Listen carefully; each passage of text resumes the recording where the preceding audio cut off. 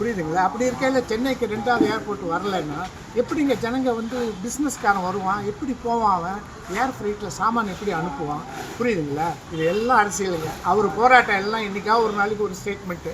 தைரியம் இருந்தால் ரோட்டில் நின்று போராட்ட சொல்லுங்கள். டெய்லி நிற்பாரா பரந்தூரில்?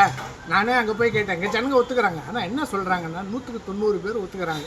ஒரு 10 பேர் இந்த அரசியல்வாதி சொல்கிறதுனால போராடுறாங்க. இவங்க ஒரு 3 வருஷமாக போராடுறாங்க, 4 வருஷமாக போராடுறாங்க. நீங்கள் முதல்ல திருமழிசையில் வரதா இருந்துச்சு.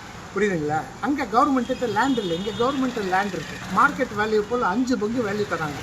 வாங்கிட்டு பக்கத்தில் இன்னொரு லேண்டை வாங்கி போட வேண்டியதானங்க. நான் என்ன 3 போகமாக அங்கே பண்ணுறேன்.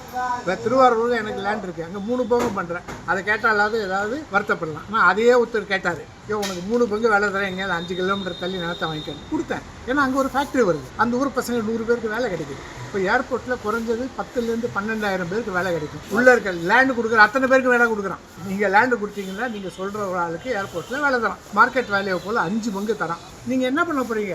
ஏன் இவங்க போராடுறாங்கன்னா அரசியல். எல்லாமே அரசியல், அவ்வளோதாங்க. ஏன் டாஸ்மாகில் இன்னும் 10 ரூபா கூட வாங்குறான், 20 ரூபா கூட வாங்குறான். நிறுத்த முடியுமா? நிறுத்த முடியாது. அவன் எடுத்துகிட்டு போயாங்கிறான். புரியுதுங்களா? பணத்தை எடுத்துகிட்டு போய் தரமாட்டேங்கிறான். இவர் போராடுவார?